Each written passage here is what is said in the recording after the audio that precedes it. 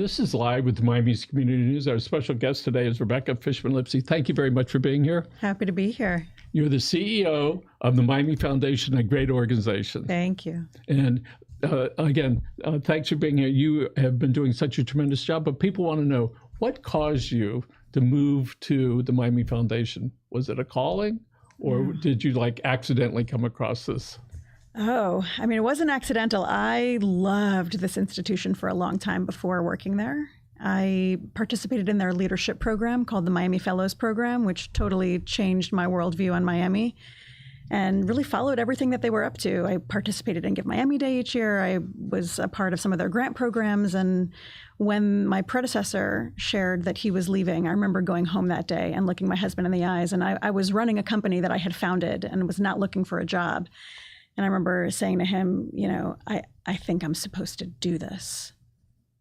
It's one of those NC moments. One of those no choice moments. It was clear as day to you. It was clear. Sometimes you feel like there's a place you're supposed to be. And every time I walked in that office, I felt like this is home. There's something going on here that I love. And so I decided to stop loving as a side hustle and start loving as a day job. So what are some of the things that you love at the Miami Foundation? So I'll zoom out just in case there's anyone tuning in who's not familiar. So my job is to help everybody who lives in Miami love this place, get involved, and give back here, and also to support all of the nonprofits that are here day in, day out across every issue area, doing things that really matter to quality of life here in Miami. Everything from food access and mentorship for youth and housing support for people who need it across every issue area, no matter what you care about, making sure that those organizations have what they need. And so we've been around for about 50, 60 years, and we house resources. We house about 1,000 family foundations and corporate foundations under our umbrella. Funds, my family houses their little family foundation under the umbrella, and what that enables us to do, and also people who pass away have left resources to us.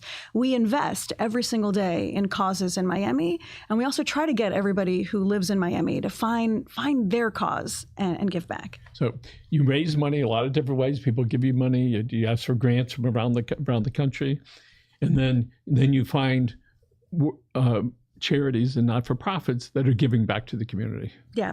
Let's talk about some of the changes that have gone on through contributions that the local government's been making, that the state and the federal government. There's been some cutbacks recently. Yeah. So tell us about some of the pain that these locals are having and how that translates to you. And what about the services that are being offered by these agencies, all right, that they may not be able to provide those services? Yeah, it's a really good question. And I'm glad you're making sure people here are tuned in to what's going on. So across Miami, there are a lot of organizations that do things that really matter to quality of life here in Miami for people who are in need, but really also for everybody. And those organizations, they raise funds each year in order to sustain the work that they're doing.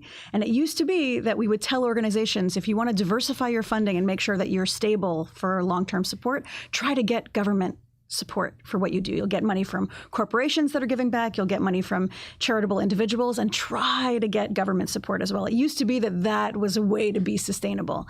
Now, government support is really tricky. We're seeing the federal government is pulling back on some of its areas of support, is even shutting down some agencies. The state is being leaner in the type of support they're giving. And also, we saw the first draft of our county budget, and it also had cuts for nonprofits. And so many of the organizations that do really important work in our community are very anxious about whether they're going to be able to continue doing the programming that matters.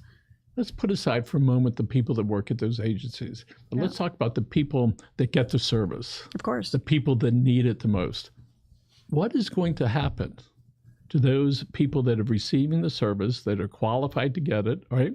And there's not enough money for any of it, or for a reduced part of it. So what does that mean to the end consumer? Yeah, so I can think about a couple organizations that come to mind. I'm really worried not just about the nonprofits and their stability, but actually human beings who are not going to be able to get access to the food that they were expecting from a local food bank, or for people who are moving out of a homeless shelter back into a home and normally would be able to get the basic supplies they would need in order to sustain. Or the YWCA has a really interesting program where they do childcare when people are doing jury duty, so that you're able to, or helping people to get the basic supports they need so that they can sustain.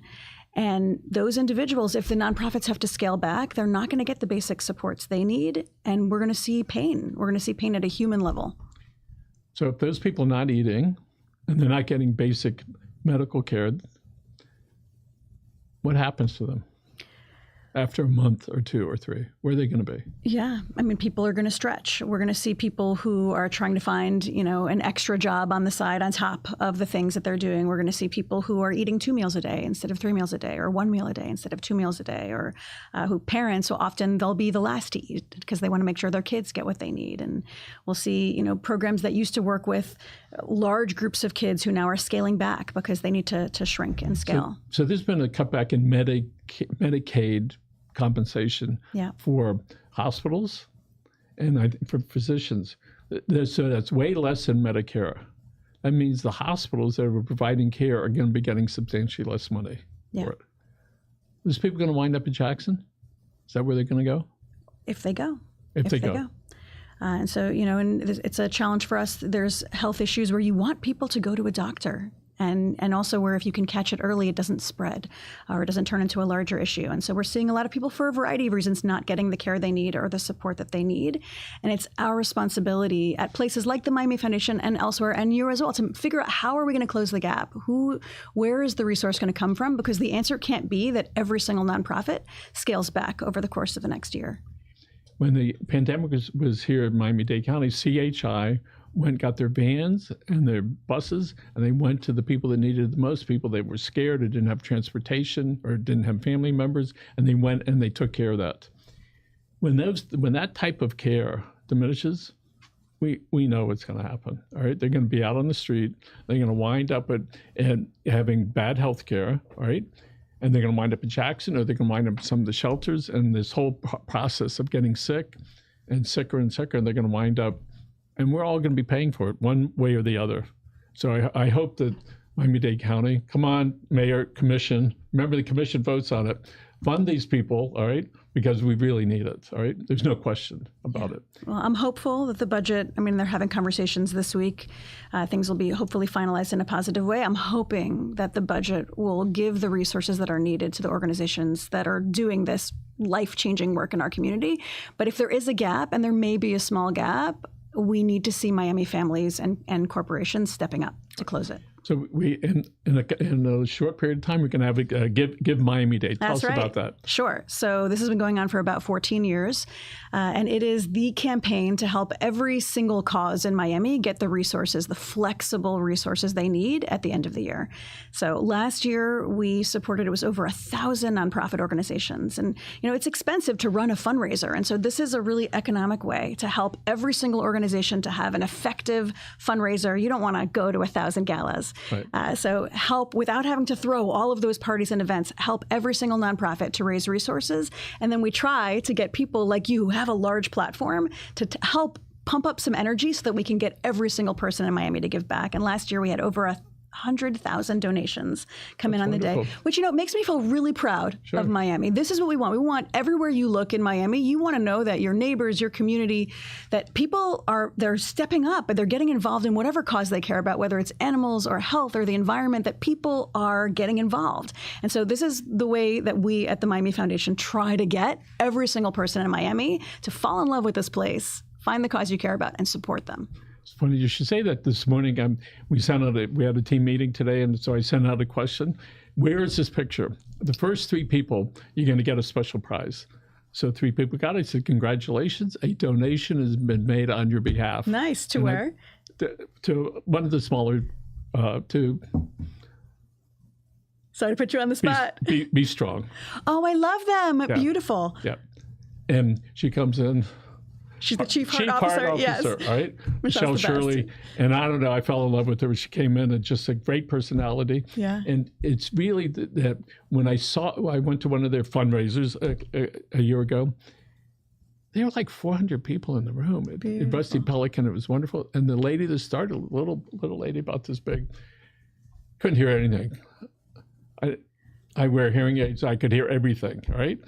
And so I held her hand and I said, look what you started, and looked around the room and all these people were there and giving. So people really need to find out what works for them. And instead of giving direct to your employees on a bonus, just take one of those and send it to your favorite charity. Yes. Or save it for Give Miami-Dade. Yeah. And Give it now, give it later. Yes, just to be able to do that. And I think that I'm not sure how many people are going to step up, but we as a community really need to do that. Yeah. And so it's our pleasure to be able to host you today. Thank you. And for ones we're going to do down the road, because I know you do a lot of valuable work. Thank you. But we're thinking a lot about like how do we grow audience this year? Because we know what we were able to do last year, but when we're seeing the budgets shrinking in this way for many of our nonprofits from government support, we're trying to figure out how we get more people in Miami to get involved and give back. And so we're trying a whole bunch of things this year that we haven't done before. We're hosting a 5K, a 305K this year to try to get people who haven't gotten involved in this day before out and running with us and giving and finding their cause. And you'll see me a couple of times, hopefully between now and then, trying to figure out how to get more people to show up. Years ago, my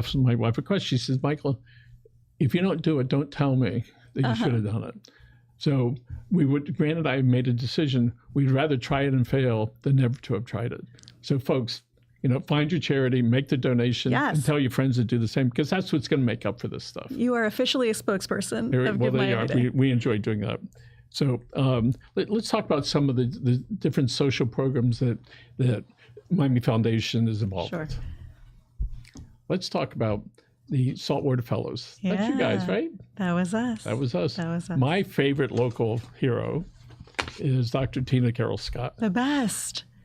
So I met her a couple of years ago, and she's a pediatrician, right, who left her very lucrative practice 17 years ago or so. She hates it when I do this, right? In Bal Harbor, or maybe it was Bay Harbor. She came over to South Miami to help the kids that needed it the most. And what I learned from her, when I would talk about her patients and the kids, she said, no, Michael, it's a family. She calls them my families. And she won't tell many people this, but I know that one of her families, who had two 18-year-old twins, they were both at FIU, or one was at MIT or an engineer, they got evicted. And there was all their stuff out on the street. She went over and she got them into a hotel. And the kids are in school, right? Wow. Because she cared enough to do that. Yeah. My favorite place to donate clothes. And for a long time, I would just drop them off and she'd call me, is that from you? I go, no. And I said, even if it was, I wouldn't tell you. So one day she said, I know it's you. I know what size shirts you wear. I know those are your shirts. What really cemented is when she sent a picture of the family that got the stuff. Wow. It was just like, it was heart-wrenching. I said, look at those. When they look in that bag and they see what's in there, they're going to be jumping up and down, right? And so I think there's stuff that we can each do to make a difference. That's beautiful. And so clean out your closets, folks, because you're never going to get back in that stuff anymore, right? And it's not going to fit, right? It's true.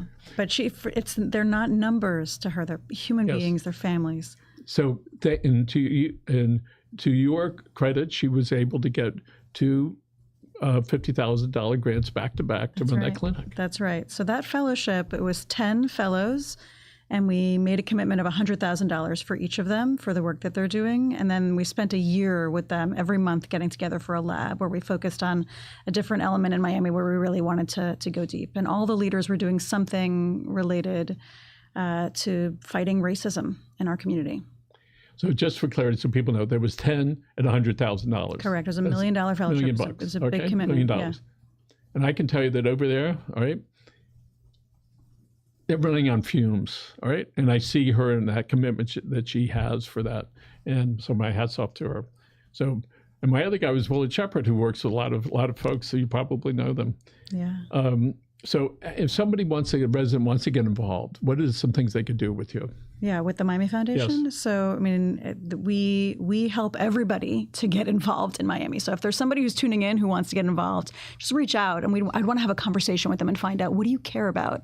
Because we're involved in so many different things. But the first thing that we do is we house funds for people and we help grow them. So you and your family could launch your foundation and figure out the causes that you care about. And we would help shape for you, what's your legacy going to be here? It doesn't have to be a big, giant foundation. Every donation matters. And we work with donors who have $100 million foundations and donors who have a $500 foundation, and helping people to think through how to give strategically. So you sort of mentorship and help them. Well, we help them also physically to do it, because you don't have to go create your own staff and incorporate. We will help you to create. And then think about it. I remember at the beginning of COVID when I was over at the foundation, and we saw that kids were being sent home from school to go to school online, everybody who is paying attention in the community realized the same issue, that if you didn't have internet in your house, you weren't going to be able to go to school online. What happens if you're disconnected and you're trying to help? You might buy some laptops and give them to some kids or buy some hotspots, but you don't know what everyone else is doing. What happens when you're at a foundation like ours, when you're helping support thousands of people to give back, you can coordinate people and say, hey, we all care about this same issue. Let's address it together. We all care about access to the arts, or we all care about journalism, or we all care about homelessness. And you don't have to act alone and have no idea what everyone else is doing. Our job is to know all the leaders and all the philanthropists and get them in a room working with each other. So for clarity, you just don't help the people that need it the most. You're involved with a thing called Press Forward. Let's talk about that. We can go there. So tell us about that. Sure. So first let's talk about the problem, which frankly, you could preach this even better than I could, which is that the business model for local journalism is having a real challenge right now. It used to be, what did you tell me a few minutes ago before we started? The Herald used to print $1 million a day, or a week, was it? It used to be a very profitable business to run a newspaper. The entire Knight Foundation was created from assets that came from a successful, thriving business model. It's not successful in the way that it used to be. And so local news stations across the country are shutting right now at a really alarming rate. We have news deserts all over the country, communities that don't have access to any local news at all. And we're seeing newspapers close, I think it's like 2 a week at this point. And the problem is that people don't view this as a cause that they need to invest in. We view maybe it's the government's responsibility to do it, or just it's a business model. They have to figure it out. It's a business. But what happens if a community doesn't have access to news? They're blind. Government can go do whatever it wants. It's unchecked. And it becomes dangerous. People don't understand the information they need access to. So that's the problem we're trying to solve. The question is, how do we help communities across the country pay attention to this and make sure to keep alive their local news agencies and invest in them and care about them? And so we have chapters all across the country. We're housing this effort at the Miami Foundation for the whole country. And there are foundations and individuals and corporations all across the country who are now joining in, and they're making local chapters in their communities and trying to figure out a strategy for how to keep alive and strengthen local news in their communities. So let's talk about the local news, the different type of entities that provide that. Because some people think that it's just, newspapers or radio or TV. But explain to people the other ways that people can get news. So there's many places where it's a nonprofit. It has a mission. Its mission is to have an informed population in their community. And so they will run community agencies. And we're also seeing the role of social media. And now there's people, where are you getting news that you can rely on? They're finding it from non-news sources. And so trying to figure out community by community, what is the way that we can get information to people that is accurate and effective? And then there's places like this, a community networks that run, whether it's a variety of podcasts, they send out a variety of newsletters. There's a lot of newsletter-based news agencies. And there's a lot that they can learn from each other, or ways they can collaborate and share resources so that they have economies of scale. I was at the meeting a few months ago at Miami Foundation. At our office, delighted to be there. And I was sitting next to one of the folks from WLRN. I forgot his name. And he said, and we talked about, he said, do you want some of our stories? I said, absolutely. Yes. So now we probably run, 1 to 3 a week. And that led to this next thing. And one of the questions was, do you mind sharing your content with other people? And so universally it was no problem with doing it. So we just have some of the folks from FIU, the professors over there. I had a Zoom meeting with 6 or 7 of them. So now we are helping the kids, the students, appear in another product other than the school website. Cool. Because yes, it counts, the school website, but this counts more. Yes. Where they can go home and they say, listen, this is who picked up my story. And so we're running some of the students' stories, and then also some from one of their art professors. Well, I thought that was important for us to do. And so because of that meeting over there, it led to WLRN. And then the other question, I'm not even sure how it happened with FIU. I mean, what caused it to occur. But we realized in sharing that content, we can inform people about what's really going on in the community. So let's talk about some other things. Tell us about some of the other upcoming events and campaigns you have other than Give Miami-Dade. So Give Miami-Dade is definitely the most important one that we do, but we have events and initiatives all year round. We have a State of Black Philanthropy that we do once a year, which is really important to us. We think about a variety of different issue areas where we gather people. And so we had one focused on immigration. We had one focused on LGBTQ rights in our community. We try to find issue areas where we know that there's a variety of people who have questions or concerns and where they might get together and listen to nonprofits and to learn from each other. We do a variety of capacity building for nonprofits where we gather nonprofits and we give them access, whether it's to lawyers and legal support or to coaching and support related to how to do a budget. We train people on how to join boards. And so if you're tuning in and you want to join a board, that's something you could be involved in. And behind the scenes, and we're not quite ready to talk about this super publicly yet, although this is pretty public. You're not ready to talk about it, but here goes. We're building a space for nonprofits. It's called the CoLab. And so I'll tell you about that in a future conversation. But it's basically... should we all guess what it is? Yes, it's a CoLab. It's a space for collaboration for nonprofits. That's wonderful. Yeah. So in 1960-ish, my father took me to the marches in St. Augustine. Yeah. Very young, and I couldn't understand what it was that caused the people on the sidewalk, they were all white, to be angry about the people that were in the street, they were all black. So, and he was on radio and then on TV at the same time. So 60 years later, now, maybe a little more, right? I frequently ask that.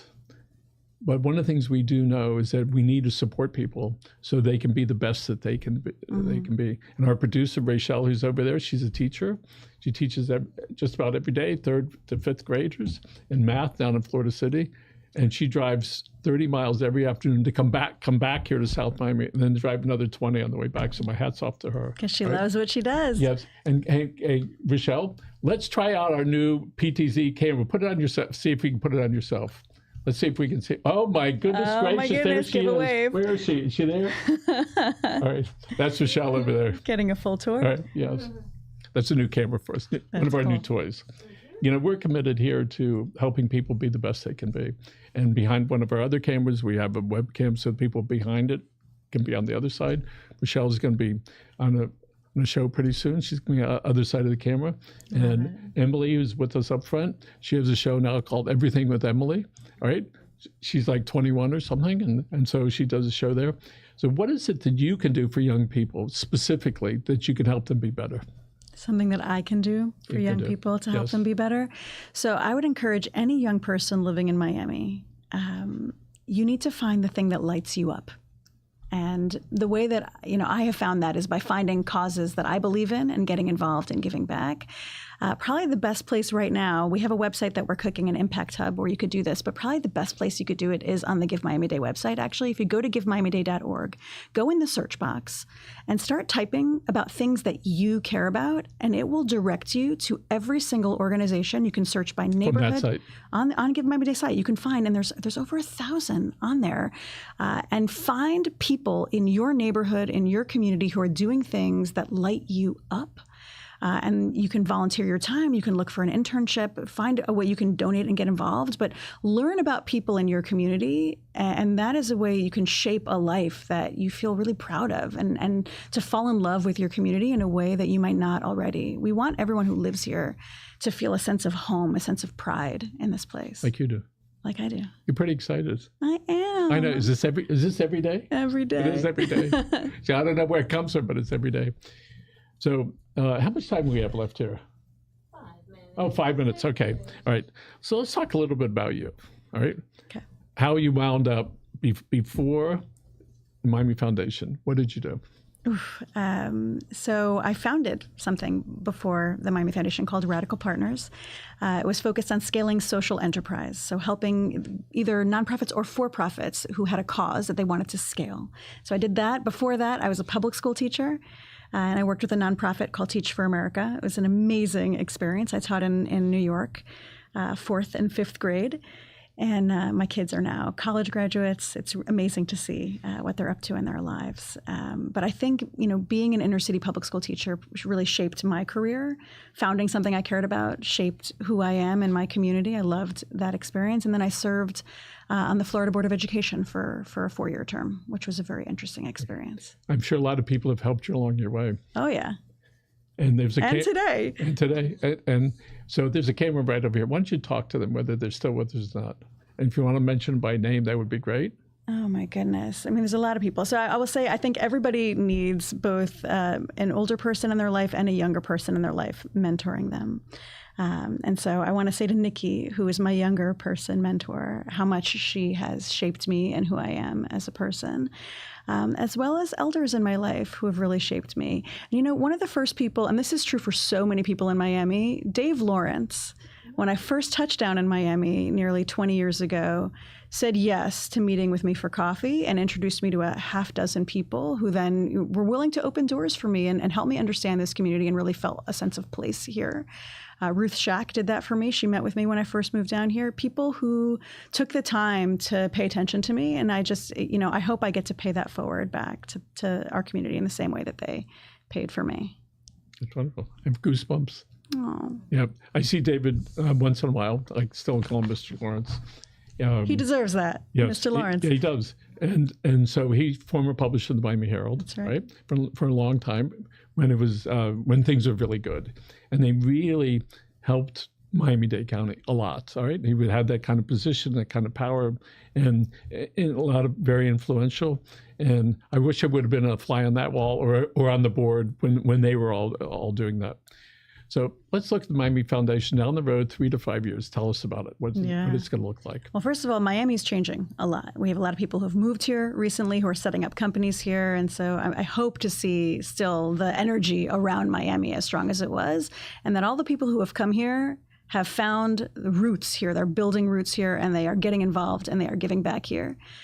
That's what I hope to see. We have a thriving place, the Collab, which you'll hear about in the future, which is every single day housing hundreds of organizations and change makers and builders and investors who want to give back in Miami. And you feel a sense of gravity, a sense of place, that if you care about this place and you want to give back, you can find your people there.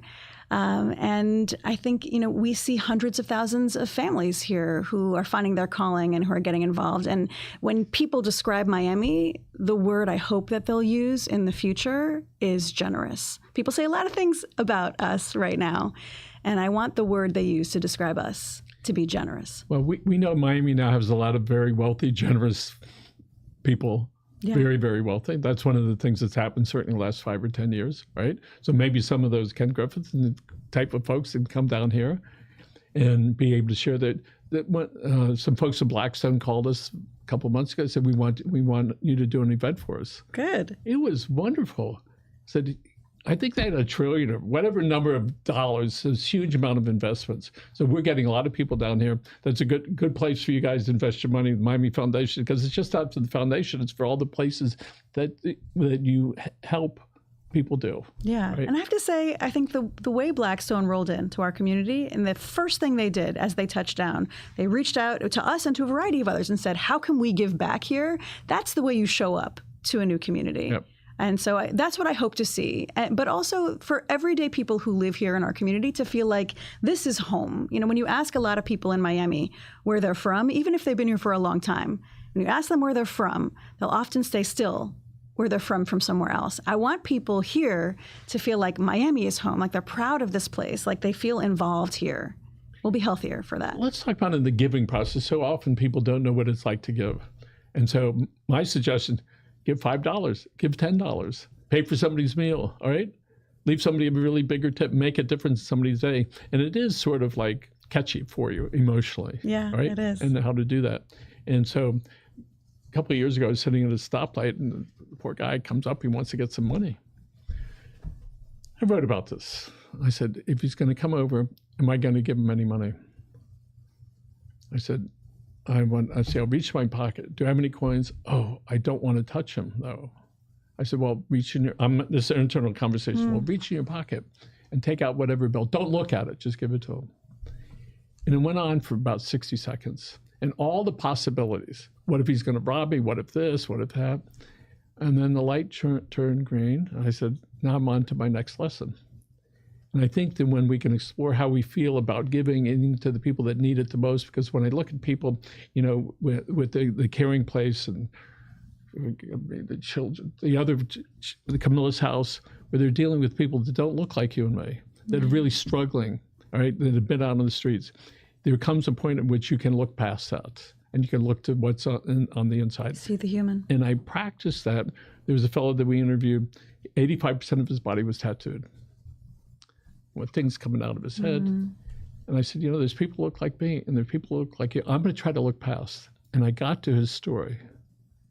He had rented 60,000 feet over at the youth fair, and he had 450 vendors from around the world that were going there to sell their tattooing stuff. And thousands of people, they call them collectors, right, from around the world were going to meet their favorite artists. And I said, what is a collector? He says, this is where they do it, all on your body. And it was when I could look past that I looked at what was on the inside of him. Married, got his bunch of kids. His father wanted him to be a doctor. I said, I guess he wasn't too happy with you for a while. And it's when we can look back on how we look that we can get to the soul of people and what drives people. So, folks, give whatever you can to whatever charity works. You can go to the website, Miami Foundation.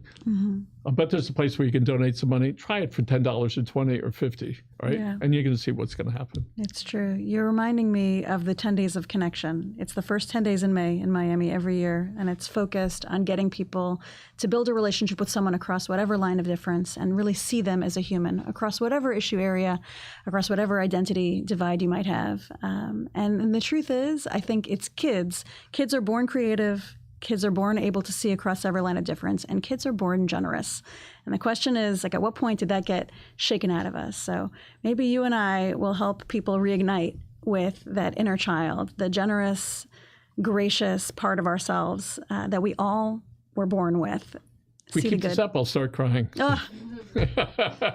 Rebecca, thank you so much. A pleasure. And if people want to reach you, go to Miami Foundation. What's the website? MiamiFoundation.org. Oh, how about that?